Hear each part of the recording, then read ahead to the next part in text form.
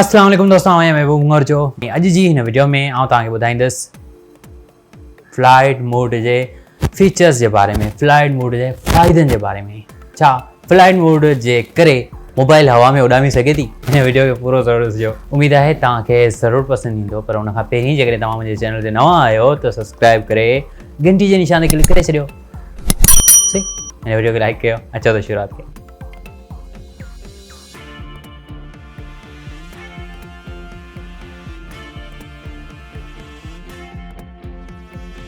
सब खां पहिरीं काफ़ी सारियूं ॻाल्हियूं सोशल मीडिया ते गर्दिश करे रहियूं आहिनि त फ्लाइट मोड जेकॾहिं ऑन आहे, तव्हांजी मोबाइल जहाज़ मां किरे थी त तव्हांजी मोबाइल किरंदी ई कोन, उॾामंदी रहंदी। जेकॾहिं तव्हांजो फ्लाइट मोड ऑन न आहे तॾहिं बि जेकॾहिं तव्हांजी मोबाइल जहाज़ मां किरी न त उॾामंदी ई रहंदी, किरंदी कोन। छो त मोबाइल जो वज़न घणो आहे ऐं स्पेस में वज़न का अहमियत कोन थो रखे, तव्हांखे ख़बर हूंदी। सही। नंबर ॿी ॻाल्हि त हीउ फ्लाइट मोड फीचर ॾिनो छो वियो आहे?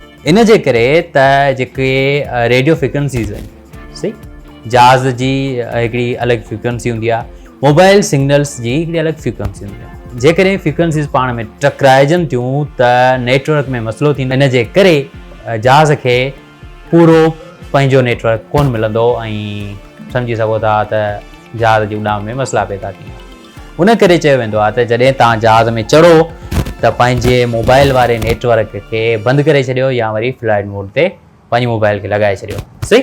ऐं फ्लाइट मोड जा काफ़ी सारा फ़ाइदा आहिनि। फ्लाइट मोड छा कंदो आहे? तव्हांजी मोबाइल जी जेका सर्चिंग वारी ताक़त हूंदी आहे मोबाइल जी, उनखे बंदि करे छॾींदो आहे आज़ी तौर जे लाइ। फ्लाइट मोड जो हिकिड़ो इहो फ़ाइदो आहे, जेकॾहिं तव्हां मैसेज लिखी रहिया आहियो ऐं अचानक तव्हां सेंड करे छॾियो, सेंड थियण में कुझु सेकेंड वठंदो आहे। इन्हनि सेकेंडनि जे दौरान जेकॾहिं तव्हां उन में ग़लती ॾिसी वरिती त तव्हां फ्लाइट मोड खे ऑन करे छॾींदो, मैसेज रुकिजी वेंदो, तव्हां हुनखे डिलीट करे सघो था, मैसेज कोन वेंदो। हिकिड़ो इहा ट्रिक आहे, मुख़्तलिफ़ क़िस्म जी ट्रिक्स हलंदियूं रहंदियूं आहिनि। हिकिड़ो इहो फ़ाइदो आहे फ्लाइट मोड जो, जेकॾहिं तव्हांजी बैटरी परसेंटेज 3 या 4% वधी आहे ऐं तव्हांखे 2-3 कलाक ताईं मोबाइल पंहिंजी खे ऑन रखिणो आहे त सर्विस ते तव्हांजी मोबाइल सर्चिंग कंदी रहंदी। सही। तव्हांजी बैटरी वधि में 15 मिंट हले। जेकॾहिं तव्हां फ्लाइट मोड ऑन करे छॾींदो, तव्हांजी मोबाइल 4 खां 5 कलाक हली वेंदी चालू कंडीशन में। घणा माण्हू छा कंदा आहिनि, मोबाइल खे बंदि करे छॾींदा, 15 मिंट खां पोइ ऑन कंदो त तव्हांजी मोबाइल जो सॼो सिस्टम, सॼो सॉफ्टवेयर रीलोड थींदो। हुन में त हूअं ई पावर ज़्यादा ख़र्च थींदो, बहितर रहंदो। तव्हां वटि हिकिड़ो बहितर ऑप्शन आहे फ्लाइट मोड। ऐं फ्लाइट मोड खे तव्हां ऑन करे छॾींदो त तव्हांजी बैटरी बची सघे थी।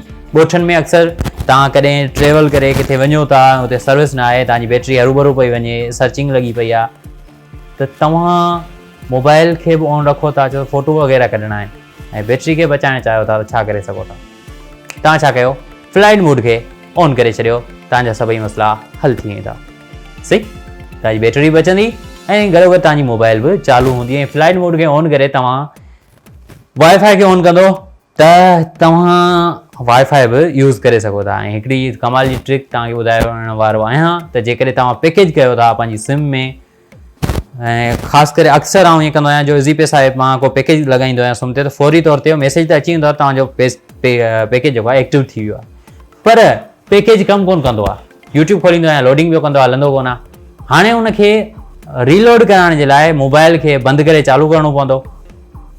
सफ़ा आसान तरीक़ो आहे। फ्लाइट मोड ऑन करियो ऐं वरी उनखे ऑफ करे छॾियो।